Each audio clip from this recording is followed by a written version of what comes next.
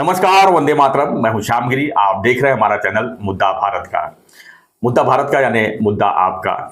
मुद्दा है लोकसभा चुनाव से जुड़ी हुई खबरों का। जी हाँ, लोकसभा चुनाव की बात करें तो महाराष्ट्र में जो है टिकट बंटवारे को लेकर इसमें काफी असमंजस की स्थिति बनी हुई है। अमित शाह 2 दिन के दौरे में महाराष्ट्र में आए थे और ऐसी उम्मीद थी कि जो है महाराष्ट्र में कम से कम जो शिवसेना, एनसीपी और बीजेपी की जो टिकट का जो हिस्सेदारी है वो सामने आ जाएगा, लेकिन अभी तक असमंजस बनी हुई है। लेकिन ऐसी खबरें हमारे पास है कि उसमें शिवसेना को अमित शाह जी ने 8 सीट, एनसीपी को 2 सीट और सारी सीट जो है कि 38 सीट पे जो है बीजेपी लड़ने वाली है, ऐसी स्थिति बना के गए हैं। क्योंकि उनका सीधा सीधा टारगेट है कि उन्हें 45 सीट महाराष्ट्र से किसी भी हालत में जीतना है।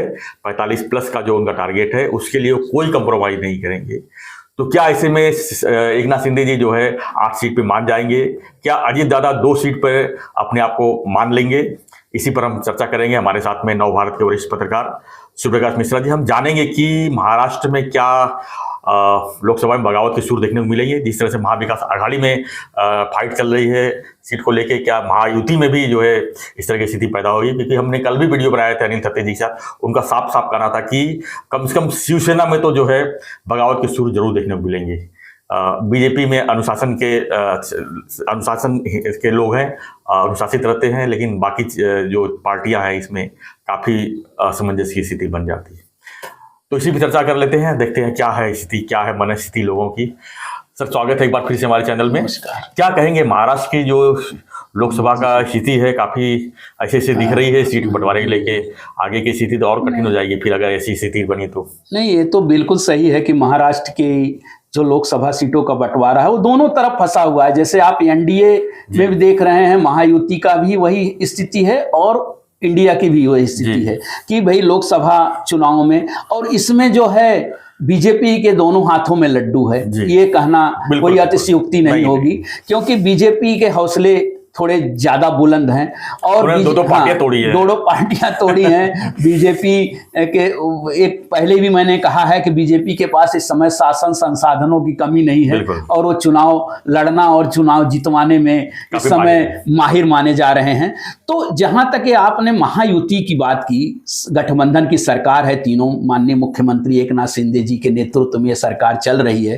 तो जैसे आपने कहा, कम से कम आपने तो कहा कि 8 सीटें देने के लिए तैयार है शिवसेना को, लेकिन समस्या यह है कि 8 सीटें शिवसेना लेने के लिए तैयार है या शिवसेना मान जाएगी, और या अंदर से उनके अंदर कोई, मराठी में जैसे बोलते हैं ना, खदखद जो है, उनके अंदर एक डर भी है और उनके अंदर ये भी है कि भाई हमको सीटें नहीं ले हैं तो हमारे वजूद का क्या होगा। शिवसेना तो कम से कम देखिए 12 सांसद माननीय श्री एकनाथ शिंदे 13 सांसद माननीय श्री एकनाथ शिंदे जी के साथ आए।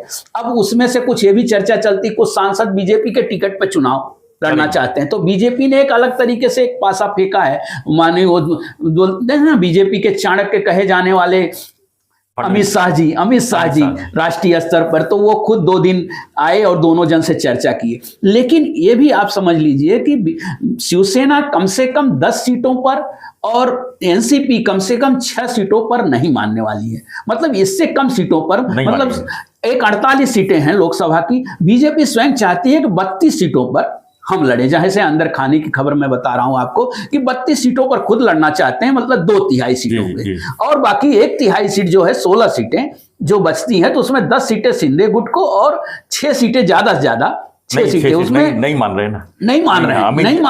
सीधा कहना है कि हम एक सीट का जो सर्वे किए, वो जीत का मापदंड जो है। हाँ, उन्होंने कहा है जीत का मापदंड। लेकिन आप लोग फेल हैं, इसका मतलब ये नहीं है कि गठबंधन धर्म निभाना पड़ेगा ना। गठबंधन, आप लोग फेल हैं तो मतलब आप भी फेल हैं।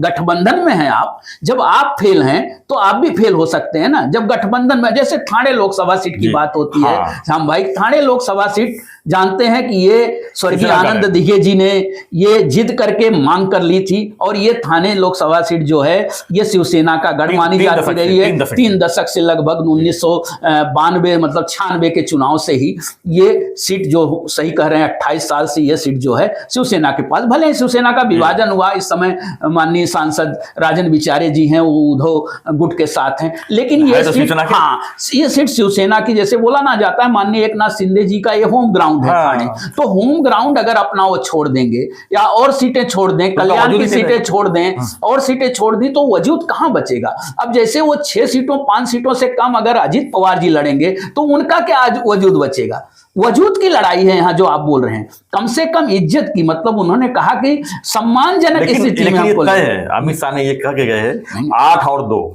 अमित शाह देखिए इस समय सही बात है, गेंद उनके पाले में है, नो डाउट, वो समझा भी सकते हैं, उनके पास समझाने के बहुत सारे साधन भी हैं। लेकिन इनका क्या होगा, इनके कार्यकर्ताओं का क्या होगा। यही बोलेंगे कि जिसको टिकट नहीं मिल रहा उसको विधानसभा में देंगे। नहीं तो इनके नहीं, तो जब लोकसभा अगर वो सारा का सारा लोकसभा बीजेपी अगर जीत जाएगी तो विधानसभा में भी इसी तरह की आएगी। इस विधानसभा सांत्वना देखिए, राजनीति में टाइम का महत्व होता है। टाइमिंग पे अगर टाइम पे नहीं हुआ तो अगला किसने देखा है। आपने देखा है कि पिछले 1 सालों में महाराष्ट्र की राजनीति में इतने ज्यादा बदलाव हुए हैं, उतने ज्यादा बदलाव नहीं हुए हैं। यहां तक ये भी चर्चा शुरू हो गई कि उद्धव फिर यू टर्न ले सकते हैं। पता चला कि अगली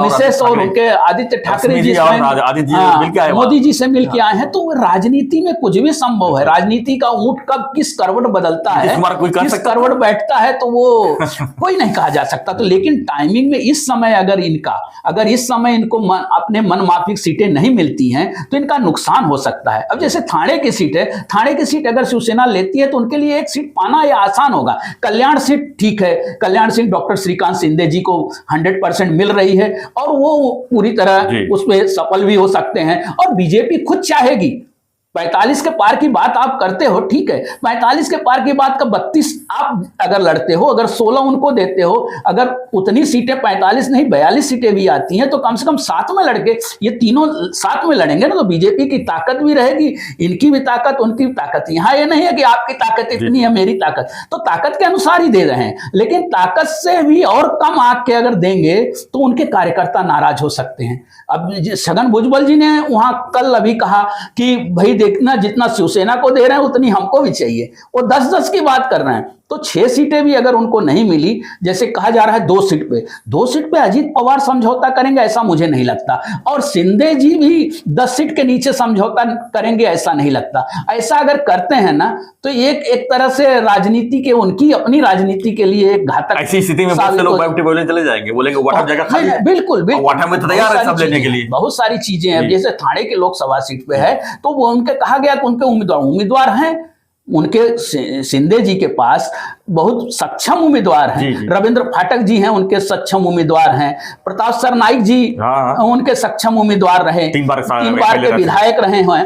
तो ये सारे उम्मीदवार हैं। वहां उन्होंने तर्क दिया है कि आपके पास उम्मीदवार कौन है बताइए। लेकिन उसमें आगे आए रविंद्र फाटक जी, पिछला ये विधान परिषद के सदस्य रहे, कई बार नगर सेवक रहे। तो ऐसा नहीं है। और जब गठबंधन में चुनाव लड़ा जाता है, जब एनडीए का होकर चुनाव लड़ा जाता है, तो उम्मीदवार कोई भी रहे, तीनों दलों को साथ में आना पड़ेगा। हालांकि बीजेपी की ताकत थाने लोकसभा क्षेत्र में बढ़ी है, तो वो उससे तरीके से मांग रहे हैं। मुंबई में भी वो कुछ सीटें, हाँ 4 विधायक हैं, वो मांग रहे हैं। उस हिसाब से मांगना बहुत ठीक है। गठबंधन में समझौते, मांग कम, सीटों पे दावे प्रतिदावे अपनी जगह है। लेकिन अपना आत्मसम्मान खोकर या बहुत पूरे दबाव में भी अगर मांगेंगे तो ठीक है, नेता तो दबाव सहन कर लेगा, लेकिन कार्यकर्ता नहीं सहन कर पाएंगे। नीचे की जो उनकी कड़ी है वो टूटती नजर आएगी। तो इसलिए ये भविष्य जो है फिलहाल जो दिख रहा है ना, वो है, वो उसको बीजेपी को भी पता है, बीजेपी भी समझ रही है। मेरे ख्याल से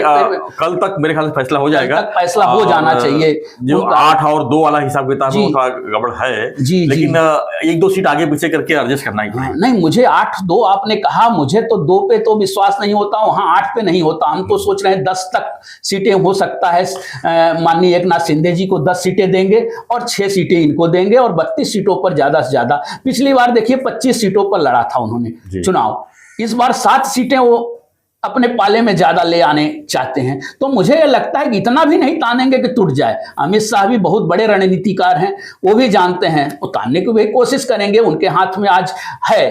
वो चाह रहे हैं कि ज़्यादा से ज़्यादा सीटें, वो कोशिश में भी पूरा हैं। तो अगर कलेक्टिव अगर इनमें वो करना है, उनको भी बचाना है, उसके पहले उन्होंने कहा भी है अपने अजित पवार जी के नेताओं ने कि भाई इसके पहले, हमारे आने के पहले भी हमारी कुछ बातें हुई हैं कि भाई हम किस आधार पर आएंगे, लोकसभा चुनाव लड़ेंगे, फिर विधानसभा। जब लोकसभा में ही वो कमजोर हुए रहेंगे तो विधानसभा के लिए उनका जो दावा है वो और भी कमजोर पड़ सकता है। तो पहले तो लोकसभा देखनी है उनको। बिल्कुल। हाँ, तो ये सारी चीजें बहुत अभी इसमें गणित है। ये है कि माइंड गेम तो चल ही रहा है, सारा खेल जो है माइंड का है, और इसमें बीजेपी जो है वो सफल होती है, लेकिन उसको भी लेकर चलना है। उसको भी, बीजेपी को भी पता है कि अगर नहीं ले चलेंगे तो नीचे स्तर पे काफी कुछ टूट फूट नजर आने वाली। बिल्कुल बिल्कुल बिल्कुल। तो ये चर्चा थी हमारी थाना सीट से और महाराष्ट्र सीट से, यानी कि महाराष्ट्र में शिवसेना, एनसीपी और बीजेपी की जो स्थिति थी, यानी 8, 2 और 38। आपको क्या लगता है? आपकी प्रतिक्रिया की बहुत जरूरी है। महाराष्ट्र में जो है क्या स्थिति है, शिंदे साहब की क्या स्थिति है, अजीत दादा की, उस स्थिति के हिसाब से आपको क्या लगता है कितनी सीट उनको मिलनी चाहिए? तो प्रतिक्रिया लिखिए और चैनल को सब्सक्राइब, लाइक, शेयर जरूर कीजिए, और लोकसभा जुड़ी खबरों को हम जो है ऐसे ही आप तक पहुंचाते रहेंगे। देखते रहिए हमारा चैनल मुद्दा भारत का। धन्यवाद, धन्यवाद सर, धन्यवाद। जय हिंद, जय महाराष्ट्र।